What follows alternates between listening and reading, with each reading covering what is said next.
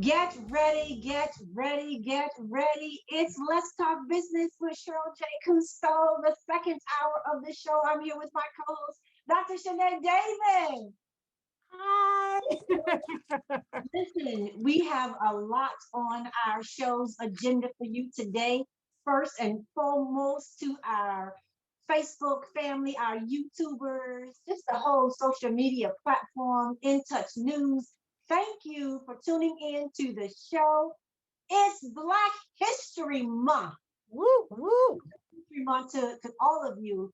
It's also, and that's why we have Ask the Doctor, our Dr. Guru in the house. It's also Heart Health Month, hence the ladies in red. And we cannot, another red would be our Super Bowl champions. History is being made all over the place. Congratulations to the Tampa Bay Buccaneers. Absolutely. Super Bowl 55. They're calling us Champa Bay now because we have all of this championship trophies, and now you hear baseball and soccer and football and and hockey. Yeah, we got the Stanley Cup too. In hockey. We have all of that and then some. It's just a phenomenal city to live in, to work in, and all of that's great. We're going to go ahead and let you know that we have two physicians that will be joining us today with very, very important information. But as we're celebrating Black History Month, and thanks to Dr. Shani Davis, I'm going to tell you a little bit about her guest, and then she's going to tell you why we have this legend joining us on our show today. It starts with researcher, medical school president. If you're wondering who that is, I may need to give you a little more information. Let's see. Graduated from Livingston College, magna cum laude, graduate of Emory University in the ATL, earning a Ph.D. in biochemistry. Graduate from Duke University, earning his medical degree. You need a little more? Oh, he's a lot more. He's a lot more. He is, but listen, that's not all. Lieutenant Commander, U.S. Public Health Service. Also, even today, works as a reserve officer. When we talk about this, and I'm going to say young man, here's another nugget for you. Pathologist at Duke University Hospital. Another nugget for you. Howard Hughes Medical Center, Senior Scientific Officer. How about, are you ready for this? Morehouse School of Medicine, President, 2002. Dr. Davis? Yes. I believe Dr. Gavin has a twin. It may be Dr. Gwede online right now. Well, I know Dr. Gwede can hear us, but I'm telling you, and I tell you something unique. They both started out as researchers. Awesome. And to have them both on the show today, but this legend is here as a mentor of Dr. Shani Davis. That in and of itself warrants a conversation between the two of them where we, as the listeners, will just glean from all that they're going to share with us. We're still dealing with our hot topics. You'll hear about that. You'll hear about COVID-19 and the African-American community. And I believe we're going to learn where Dr. Gavin is when it comes to COVID vaccines. So, Dr. Davis, why don't you allow our Facebook listeners to learn more about your connection with the Dr. James R. Gavin III. Dr. Davis? Yes. We are on with him now, still trying to get him on. We're still having some connection trouble. But Dr. Gavin is a living legend. I mean, an absolute, I think he just came on. Oh, yes. Okay. let's see. Did we get it? If we can get him in, you mentioned several wonderful things about Dr. Gavin, but I don't want to minimize certain facts about him. He is absolutely a living Black history legend in medicine, not just for our community, but throughout the world. He at I hesitate to mention an age, but he was born before before the civil rights era, and he hails from Mobile, Alabama. Yes. From there, as you mentioned, his undergraduate degree started with an HBCU, Livingstone College. As a child prodigy, he always and the child of working class parents, he always sort of just kind of pulled himself up by his bootstraps, and he's a self-made genius. That's what I like to call him. Livingstone HBCU gave him his bachelor's, but even before he became the physician, the world-renowned physician that he is, he got his Ph.D. first. So Yeah. research has always been a part of his practice. Most significantly is his research that began in the NIH, and his research looked at insulin receptors. And don't want to go too far into those details just for audience sakes, but for the most part, what he researched, the foundation of the findings are still present in our clinical practice today. Awesome. He started in endocrinology as a diabetologist, well, endocrinology altogether, but in his research with diabetes and looking at those insulin receptors, we now look at diabetes not just as a sugar problem, but it involves insulin resistance and obesity and the risk factors for heart disease. All of those things began with the foundation that his research findings uncovered. As the first Black president of the American Diabetes Association, his legacy is longstanding. Howard Hughes Institute, with that organization, he's mentored up and coming physicians, made way for minority physicians to date. I'm just one of the many benefactors of his genius, and we welcome him on board today. He is still having trouble with this password, so if it's possible that we can maybe take a break and get him on, that would be good. But if not, sure, we want to get well, you know what I'm gonna do? We'll go ahead and take a break, but since we have, let's check in with Dr. Gwede. Are you there, sir?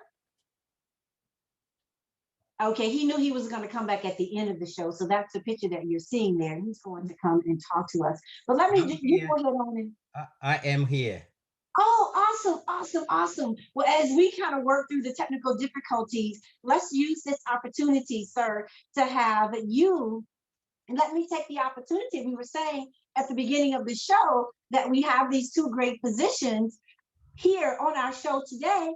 And then here you are as a Moffitt Cancer Center researcher and health outcomes, and you're over the behavioral program.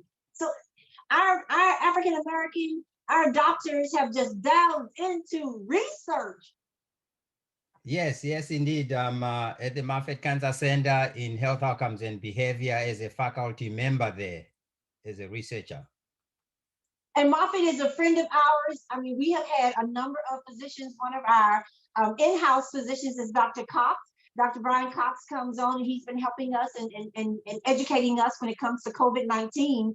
And so now you are here today. And so we appreciate Moffitt. We use this as an opportunity to say thank you to Moffitt. And Moffitt has a program that you are going to share with us today. Matter of fact, I was online, and so that I could register. It's going to be important that our radio listening audience, when you hear Dr. Gwede speak, it's very important that you go and register, because the workshop is tomorrow. So Dr. Gwede, please tell us a little bit about what you do at the Moffitt Cancer Center and why it is so important for you all to put this event on and why we need to attend. Yes, thank you very much. I'm a faculty member or a researcher at the Moffitt Cancer Center who is interested in promoting use of the tools we know can help us prevent many different kinds of cancer or reduce the death rates. So we are my work is focused on addressing what we call cancer health disparities, which is the excess or disproportionate mortality or death rates among Black community. And our program that I'm going to talk about is called Cancer in the Black Community, a research update, which takes occurs tomorrow afternoon about 5 to 7 online. So please register. Is really intended to do three things. One, or at least share information about Moffitt's commitment to addressing or ending disparities, these differences we see when we compare Blacks to other groups. Secondly, to share information about some of the key cancers where we see these differences or these disparities. And third, to give you some tools and awareness as a community on what you might be able to do on your own behalf or your families. And those are very three important points. And as I was listening you talk about the mission of Moffitt, Moffitt has been a supporter of the show. Moffitt is also a long-term supporter of my publication, DSI Black Pages, in helping us to bring awareness to the African-American community.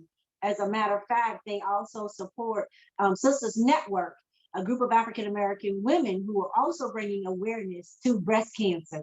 But you're there and you're here with and you're exposed to cutting edge technology. So we hear you talk about health disparities and how it's affecting the African-American community. Is that what led you to Moffitt as a researcher, or were you already working in that field before Moffitt? Certainly. So I was led to Moffitt for a variety of reasons, one of which is I'm a graduate of the University of South Florida College of Public Health, where I got my PhD. Congratulations. Go Bulls. Thank you. Go Bulls.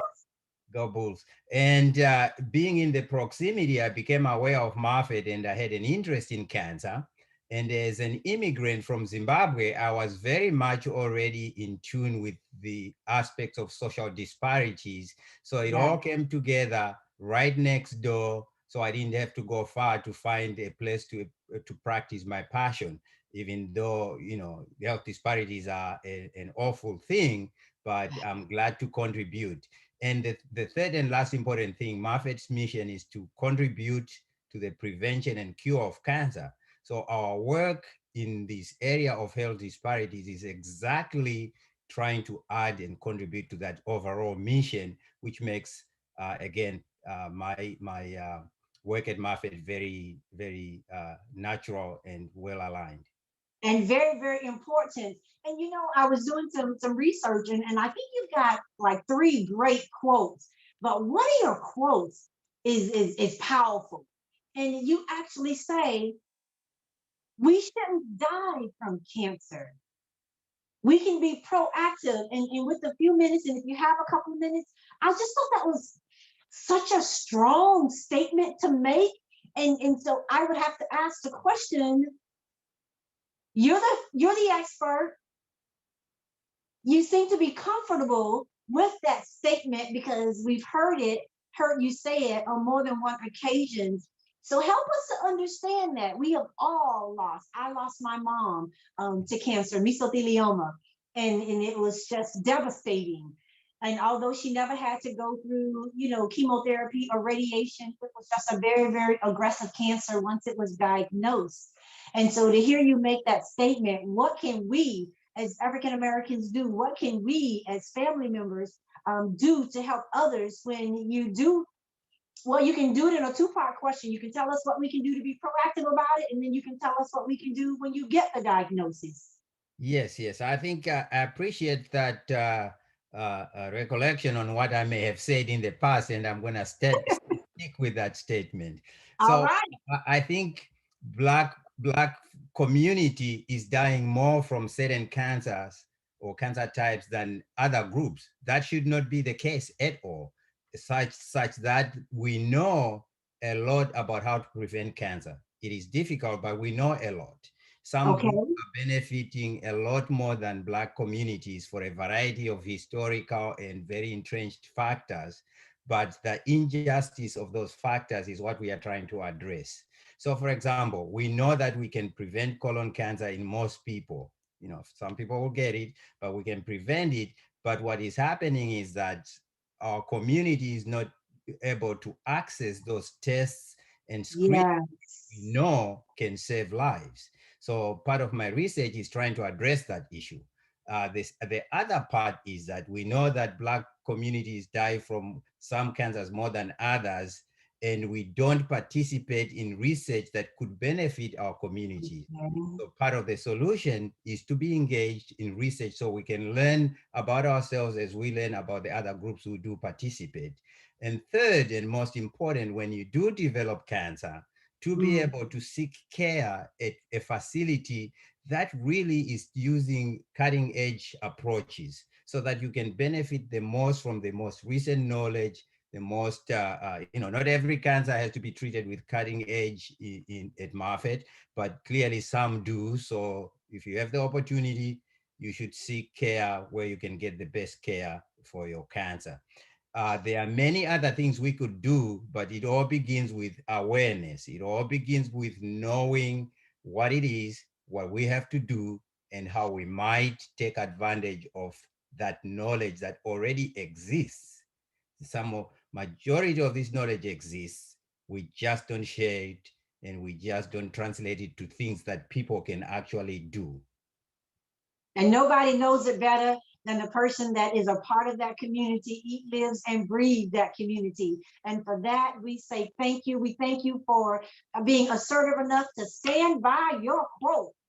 And we Thank you. appreciate that, Dr. Gwede. But listen, so that our radio listening audience and all of our supporters will know, we have the flyer up now on the Zoom as well. We are going to post it in our post so that it's disseminated out to the community.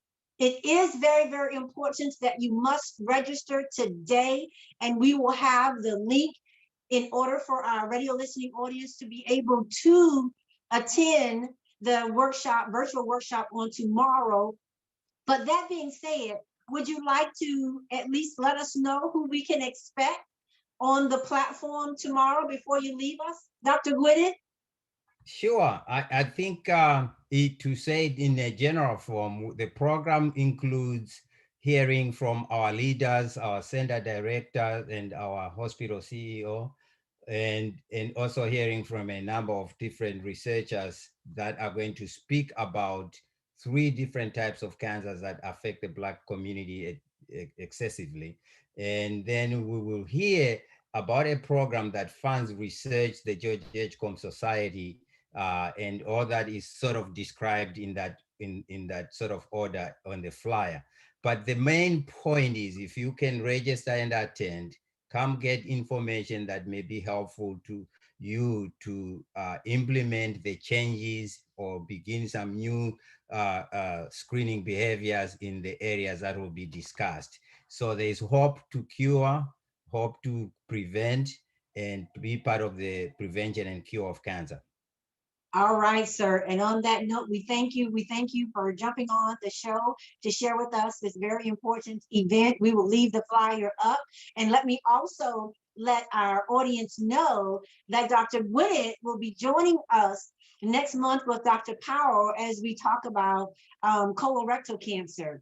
And we look forward to hearing more about the research, and that will afford you more time to talk about what's happening at Moffitt Cancer Center.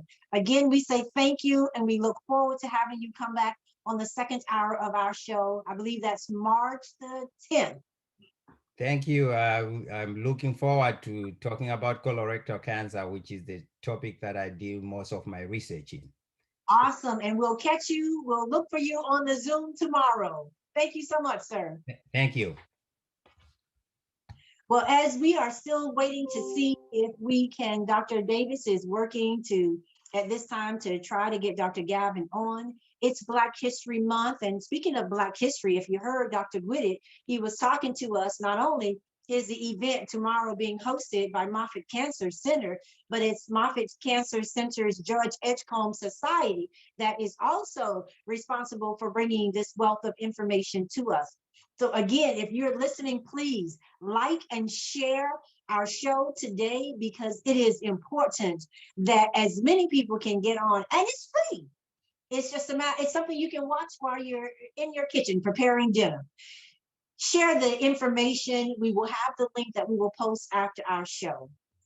It's Black History Month. And if you remember on last week, we were so fortunate and so blessed to have as our host on the show, Dr. Gladys West. And if you remember, hot topic was GPS. Who invented the GPS? One of the integral, pivotal individuals that worked with solving the GPS methodologies and development came from our very own Dr. Gladys West. And it's so fortunate to have her. She's a nonagenarian. That means she is still sharp at 90 plus years old. We mentioned on the show that we were going to have her back. So I'm just going to give you a heads up. She is planning a live book club for us. So if you did not purchase her book, make sure you do. The link is attached to our Facebook page. We'll hear more about it. She's coming back, and I believe we're working out the date, but it will be a Mother's Day special. So we will recruit mothers, daughters, sisters, all of us to come and be a part of that, because her message last week was to make sure that we are allowing our girls to go into the STEM program, the science, technology, engineering, and math. And as you remember, Dr. West, mathematician, 2 times over, Ph.D. in public service. And we want to help her push her book out. It helps to bridge the scholarships for both she and her husband, Mr. Ira West. That's somebody that's going back to where her roots began, and to make sure that scholarships are available to our young people to go into the STEM program. So you'll hear more about Dr. West, and you'll hear more about as the days come on. Let's see. We are waiting. Let's check our system now and see if Dr. Gavin is in. In the meantime, we are waiting for his admission. We're waiting for his admission. He needs to be Okay. admitted in. Mhm. All right. Well, we have certainly did our best in clicking that on.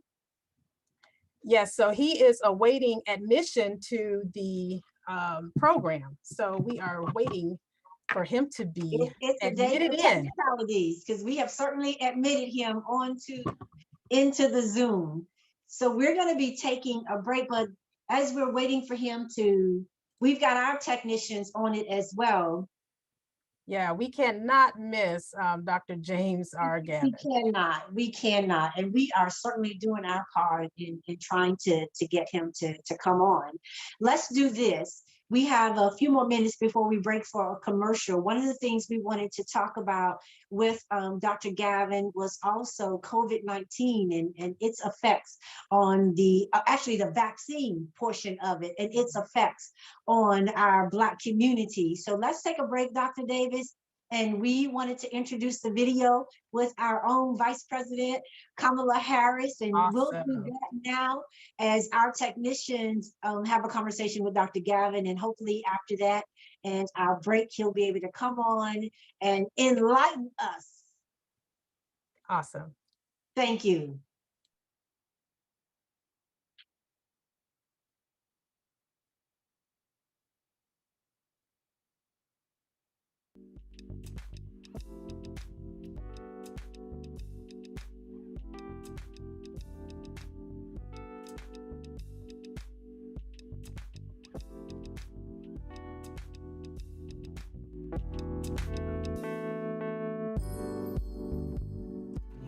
Thinking politics? Tampa Bay Politics is on every Wednesday at 11 a.m. with Angela Birdsong. Tune in right here on In Touch Radio. Call Ricky. Ask Ricky. You need medical or a lawyer? I got the man to do the legwork for you. We tried the other ones before, so believe we hunted down 813-248-6300. Everything gon' be okay. Call Ricky, he coming. He taking kids state of Florida. Grab a pen of sundown. 184-361 Rick. That's 184-361-425. Never word from the point forward, just recline. Just ask Ricky, plus your boy stay fine. Just in case you missed it, I'ma tell you one more time. 1-800-361-RICK. Call Ricky. Ask Ricky. It's a legal medical referral service. The doctors and lawyers in our network are trained in handling auto injury claims and getting you the best medical treatment and recovery. Dial 1-844-361-RICK. That's 1-844-361-7425. Cheryl, answer your phone. Ask Ricky. Hello, Kubo. What have you got planned for today? Come on, this way. Adventure can be found anywhere, but the best place to start is in the forest. It's the most powerful magic there is. Head outside to discover incredible animals Wow. and beautiful plants that come together to create an unforgettable adventure. So grab your loved ones and explore a world of possibilities. Visit discovertheforest.org to find the closest forest or park to you. Brought to you by the Ad Council and the U.S. Forest Service. My teacher said that we should have a plan in case of an emergency. Do we have one? First thing I'm gonna do is grab a flashlight with dead batteries. I'm going to start randomly throwing clothes in the bag. You two will be hiding in the closet and Dad won't be able to find you. And that's when we both start crying. Uncontrollably. Can you pass the cutlets? Winging it is not an emergency plan. Make sure your kids know what to do during an emergency, who to call, where to meet, what to pack. Search Ready Kids at nyc.gov or call 311. Brought to you by the New York City Office of Emergency Management and the Ad Council. Hey, this is Agent Wright, better known as Mr. Clean. You looking for some great barbecue? Come see them two brothers in the grill, located at 423 Virginia Street, Charleston, West Virginia. We got ribs, chicken, pulled pork, brisket, collard greens, mac and cheese, baby. Come get some and get you a nice, smooth cigar. 304-550-4431. That is 304-550-4431. Come get some, baby. The Rib Man, mama, the Rib Man. We're playing your favorite old school.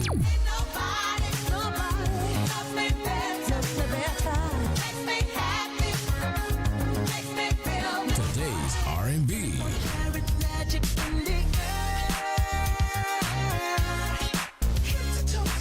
With a smooth touch of jazz. You're listening to In Touch Radio.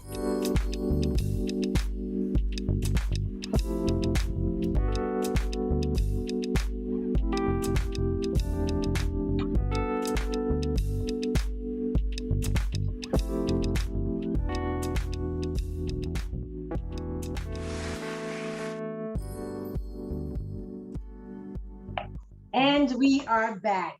Thank you so much. Welcome back to Let's Talk Business with SJC. I'm here with my co-host, Dr. Shani Davis. Hello. Oh, there she is. And to our radio listening audience, we were just so overly excited, have been for a couple of days now, knowing who our guest was going to be as we celebrate Black History Month. And I see that you were here. We are still trying to get Dr. Gavin on. Dr. Gavin has tried to log in. If the host, whoever has that function, could just admit him, but he's also has the phone number now to call in. Correct. So we're awaiting that. So we've already done a fabulous introduction. So as he gets in, I have an important announcement. Okay. Yeah, so yesterday I got my first COVID-19 injection. And it's so important. Oh my goodness, we've been talking about it and waiting as one of the essential workers. And walk us through the experience. Well, it was pretty easy. The wait list was very long. Baycare is offering the COVID vaccine to community healthcare providers and dentists. Oh my gosh, is that Dr. Gavin in there? Yes. In the room already? I don't think he's in the room. I think he's on the line. Dr. Gavin, are you with us?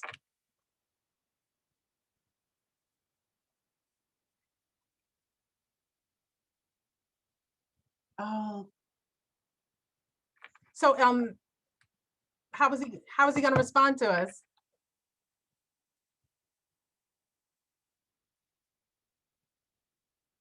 Okay, well, this is what we're going to do.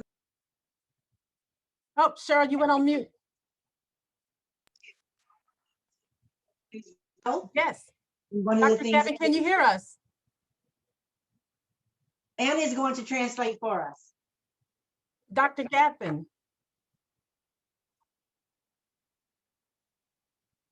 Oh no, this is okay. Well, we will do the absolute best that we can.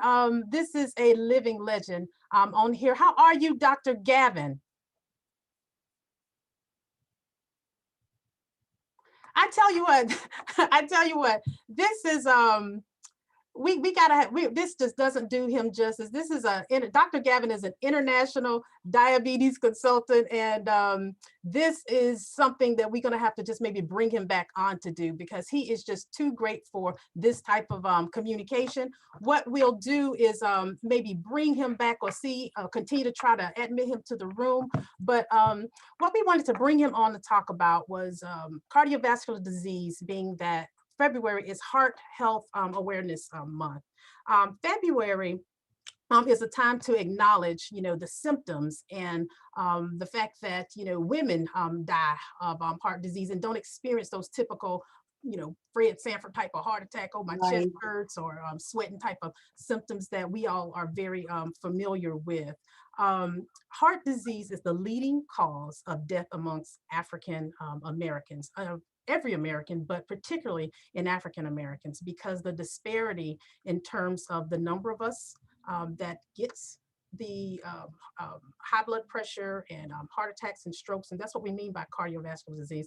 The number of us is greater percentage-wise than it is in the majority population.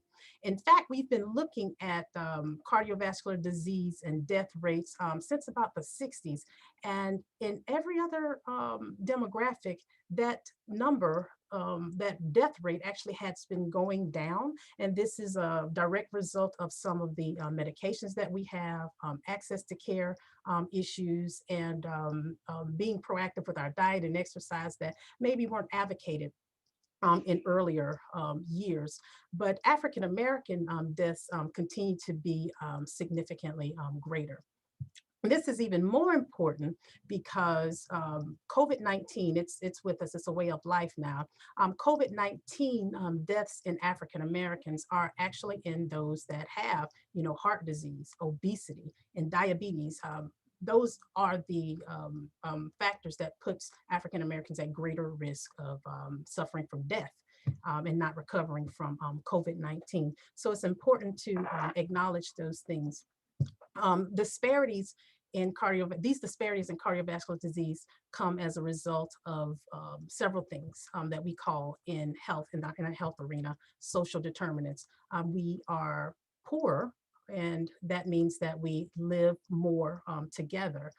We may not have the money to have medications that are life-saving, or access to healthcare providers that can educate us on the tenets and or advise on ways to help us with our diet, help us to advise us on what types of activity will be best to protect us from a cardiovascular standpoint.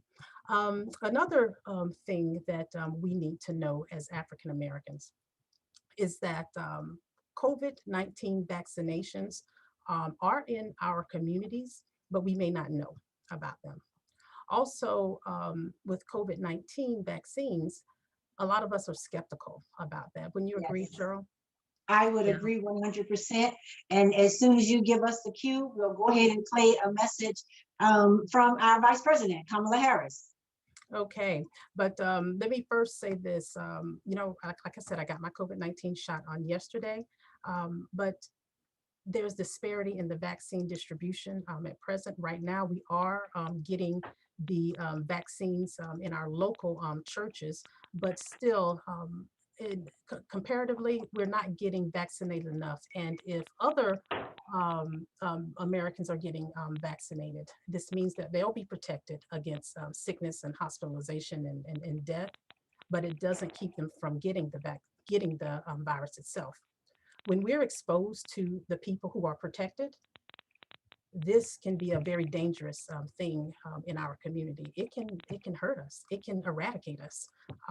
So we need to be mindful of that. It looks like a 404 number, and Dr. Gavin has a 404 number, is on. So Cheryl, you're on mute. Oh, Dr. Gavin, thank you so much for being patient with us. How are you today, besides very patient? Well, besides being frustrated, not getting into the Zoom, I was doing just fine.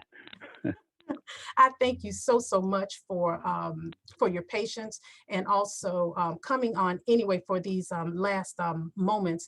We wanted to give you a whole hour because there is just so much that we need to share. I have done an introduction, and Cheryl had an opportunity to go through some of the highlights of your career. Certainly, our whole hour can be filled with just introducing you, but I want to give our audience the benefit of your brilliant mind as a physician and a living legend in not just African-American health, but in American and international health. Something that I didn't mention, Cheryl, is Dr. Gavin has done consultations and promotions and professional education to providers in Russia, in China, I mean, all over the world. So I might suggest, Shanae, that I have so little time. I presume they wanted to hear from me and not about me. So let's try to use it. Let's get it then, Dr. Gavin. How you doing? Okay. So cardiovascular disease and COVID-19, you just were a part of a New York Times op-ed. Could you tell us about that? Yeah, basically what we have done, there are 60 members of the African-American members of the National Academy of Medicine, which is one of the National Academies of Sciences, which represents sort of the so-called elite experts in medicine research. And we were very concerned, and we've been working on the hesitancy issue with the vaccine among African Americans. I think you may have already addressed this, that we cannot afford the low rates of vaccination that we're seeing in our communities. We're seeing 60% or so of the vaccines that have been distributed have gone to whites. About 5% of the vaccines that have been delivered have gone to African Americans, when we, in fact, are dying at rates that are twice as high, when we have greater susceptibility.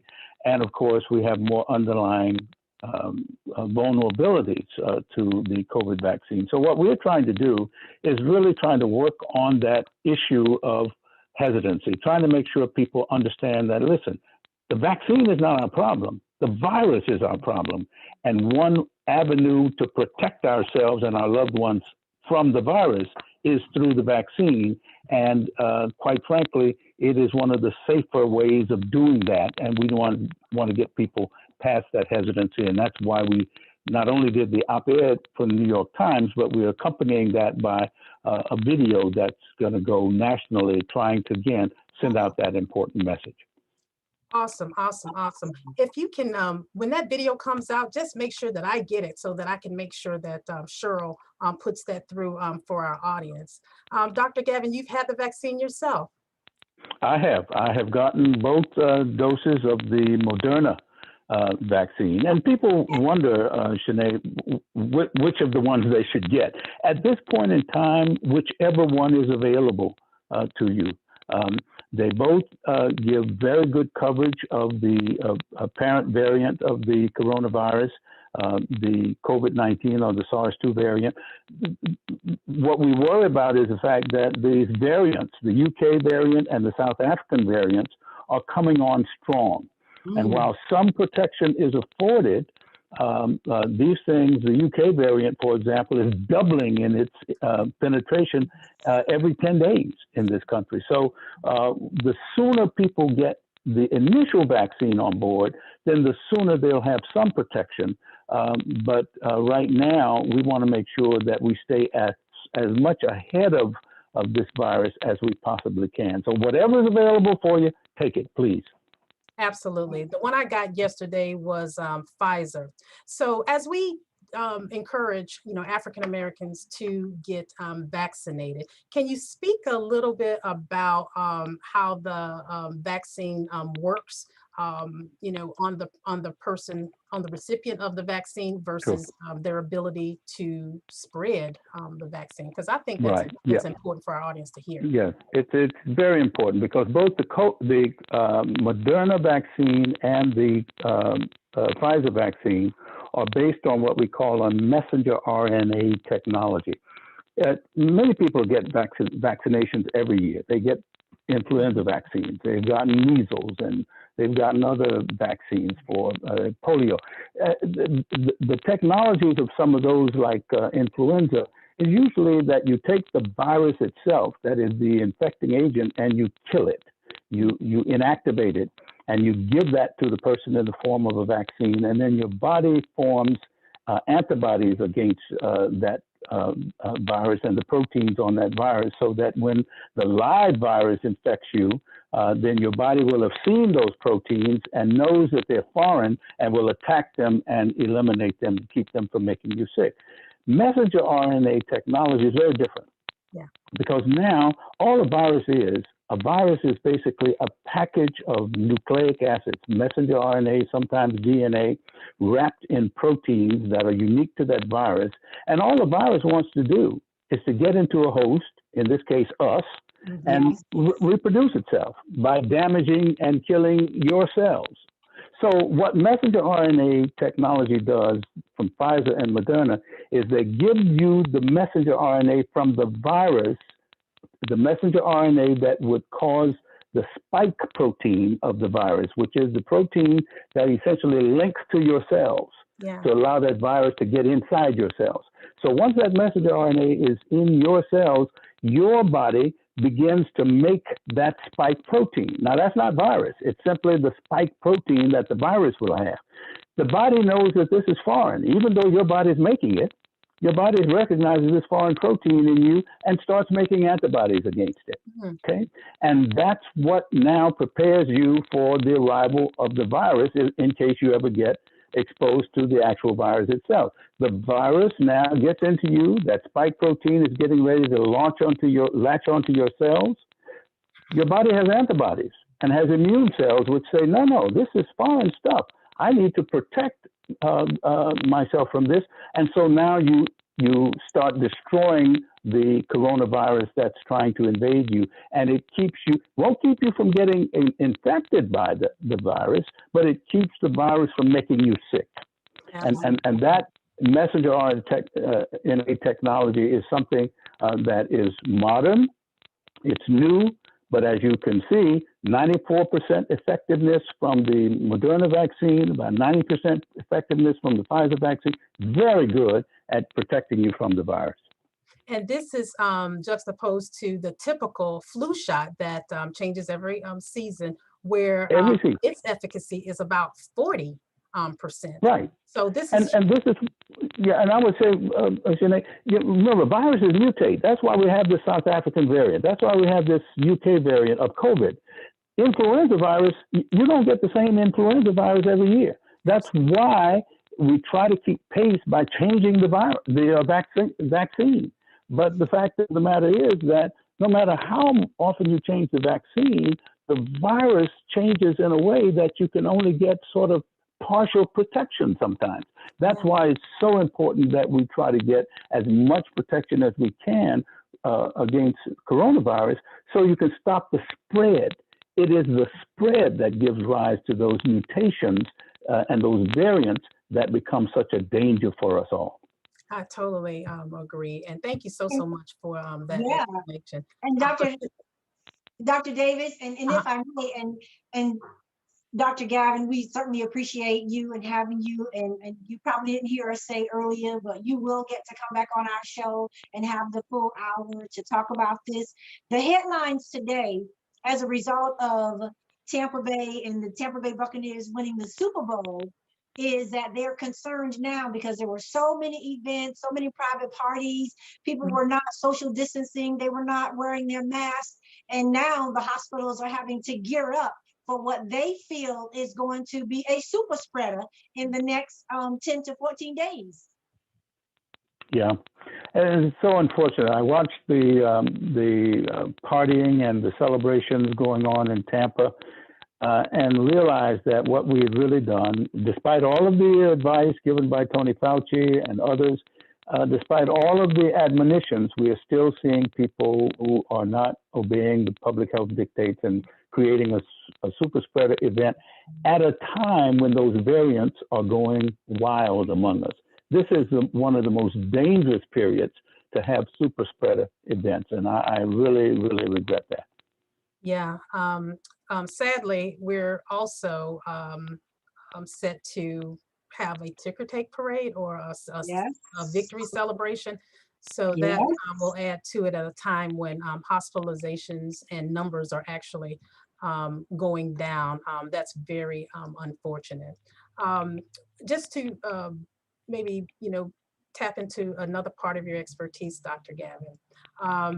Like I indicated before, people with heart disease in this Heart Health Awareness Month are at greater risk for dying if infected with COVID-19. Heart disease rarely, exists, on its own, and certainly there's, diabetes and obesity and other risk factors that contribute to that. There are new medicines that have cross-condition benefit that can help reduce cardiovascular disease, particularly in African Americans with the comorbidities that we tend to be number one, on, obesity, namely cardiovascular disease, type 2 diabetes. Can you speak to some of the novel medications that have these protective effects? Name them, talk about them, so that our listeners will be more aware and can talk to their healthcare providers about reducing their risks with use of them. Yeah, I would, and I'm sorry that we don't have full time to do this, but because it's so important, Shanae, there is now a class, well, there are a couple of classes of new medicines, but one in particular that was approved as a diabetes medicine. But one of the most pleasant medical surprises that we've had in recent years has been the fact that those diabetes medicines turn out to have secondary benefits that are protective against a number of other conditions like heart conditions.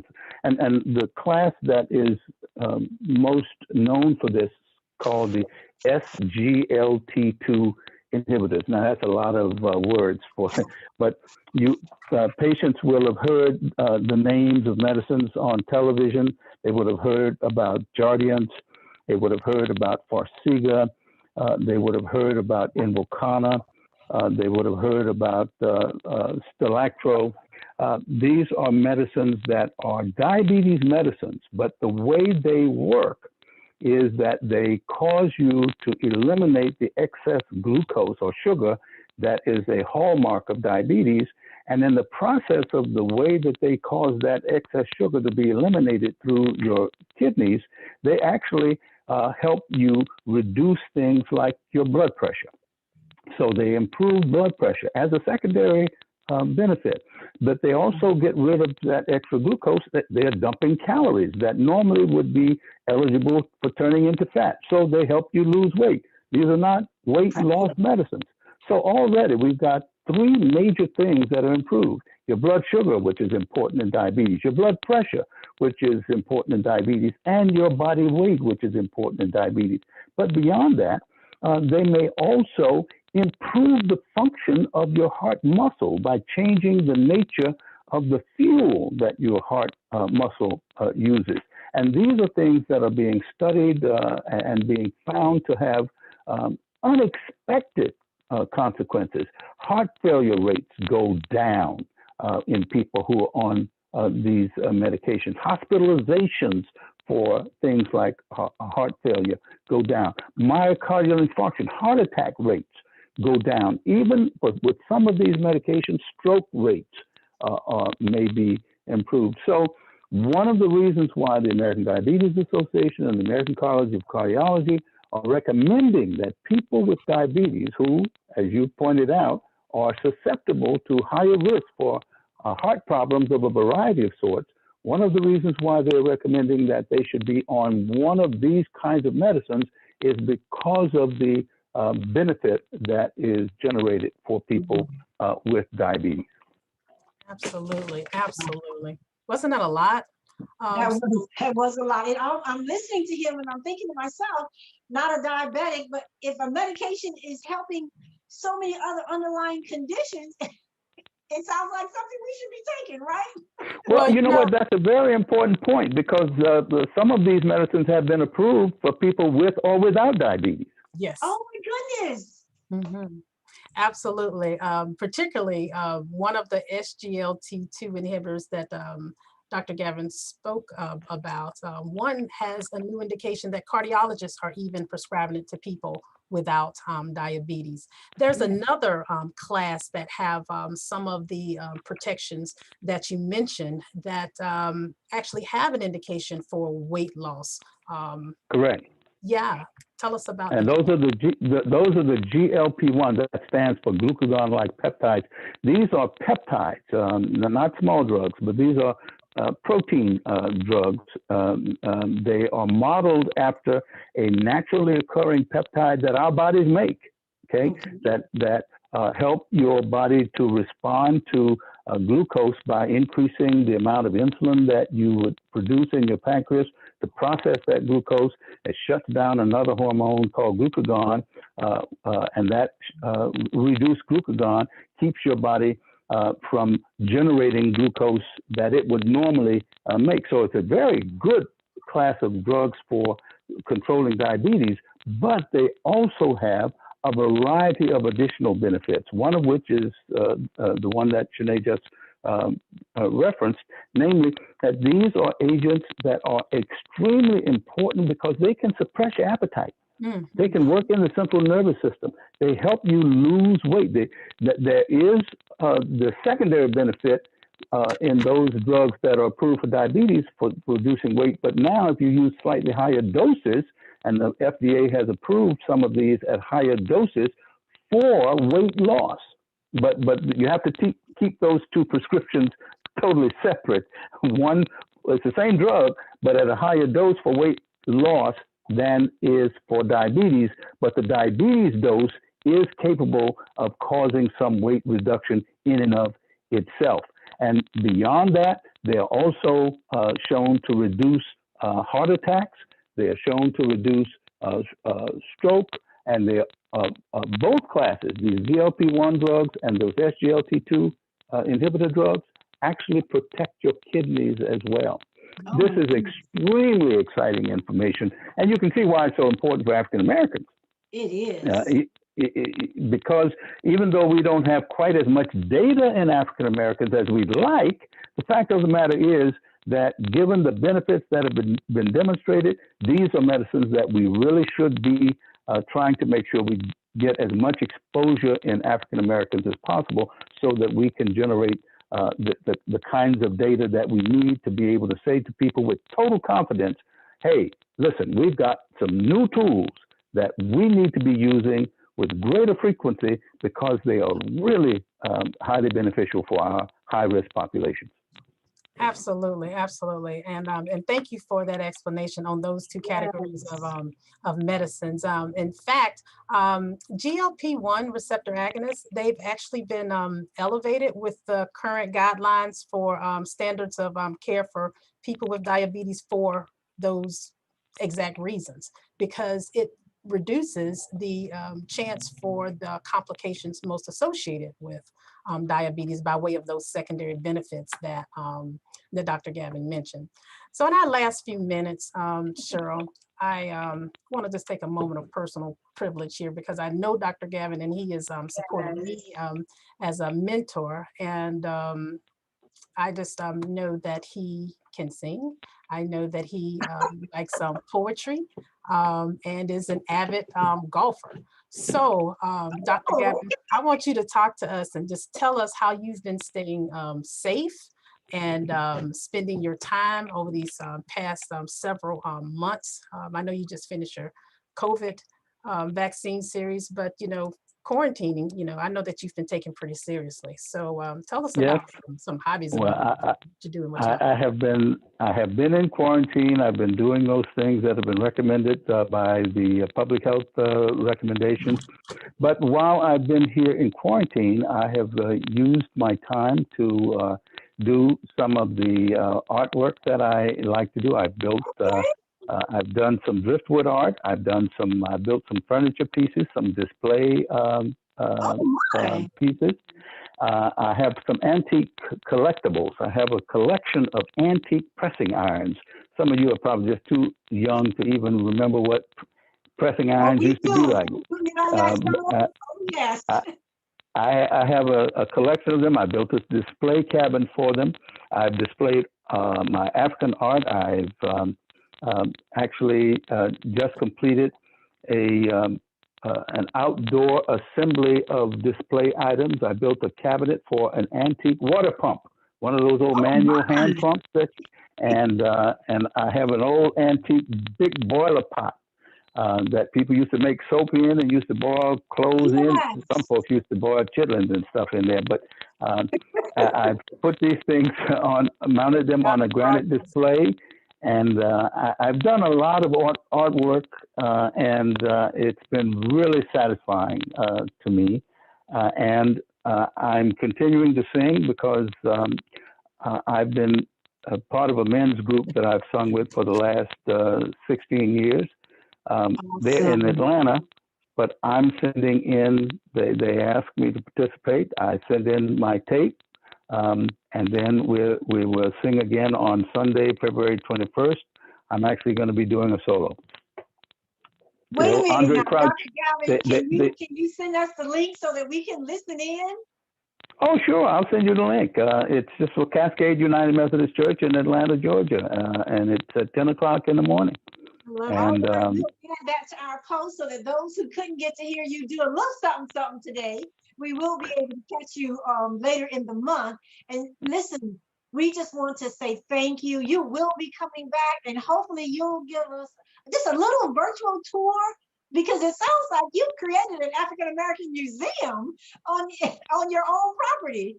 And well, you'd be impressed. I like it. I mean, it holds fascination for me.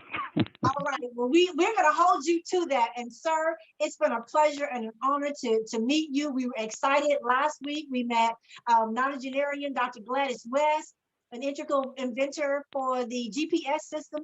Today we have you, and it's important when you're talking about the African American community and how COVID is affecting us, when you have a message coming from the president and the vice president, especially the vice president, that's making a strong appeal for, if you have not taken the vaccination, make that appointment and get it done. We say thank you. We're not going to say goodbye to you because we know you're coming back, but you are our Black History Month legend. And for that, we say thank you to my co-host, Dr. Shani Davis. You can find her at Your Best You. Her information will be linked. What we're going to do is go ahead and start the tape, and Vice President Kamala Harris will send us off until she's done. But before that, this show is coming to a wrap. Thank you. Thank you, sir. Greetings. When I was growing up, we sang in the choir at Oakland's 23rd Avenue Church of God. We sang hymns about how faith, combined with determination, will see us through difficult times. Well, this is one of those times. Nearly 450,000 Americans have died because of COVID-19. Small businesses have closed. People have lost their jobs. Too many can't afford to pay their rent or fill their prescriptions or even attend church in person on Sundays. And as you know, Black communities have been some of the hardest hit. Through it all, you have kept the faith. You have prayed. You have given solace to families in mourning. You have given sustenance to people in need. Now, almost a year in, we have a new reason to hope and to believe. We have a vaccine. I've received both doses of the vaccine, and I'm going to tell you, it is safe, simple, and it will save lives. And it was also developed in part by a Black scientist, Dr. Kizzy Corbett, which is important to note as we celebrate Black History Month. So we need your help to make sure everyone you know in your congregation and community that they get vaccinated. This is about valuing life, about the dignity of life, and about saving lives. So when it's your turn, please get the vaccine. And as Scripture tells us, you shall raise up the foundations of many generations.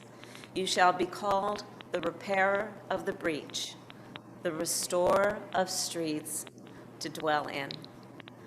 So let us repair, let us restore. With this vaccine, a new day is coming. Let us welcome it in. Thank you. May God bless you, and may God bless America. Yes, the importance of getting that vaccination. Dr. Davis? Yeah, I'm gonna leave the last word to Dr. Gavin as a part of that 60 member panel and push for African Americans to take this vaccine. Take us out with some informative tips. I think it would suffice to say that we really have to focus on the fact that the vaccine is not our problem. It is our support. The virus is our problem, and we really need to rally around the protection offered by the vaccine in this instance. All of our loved ones and their outcomes depend on it. Amen to that. Thank you, sir. This show is a wrap.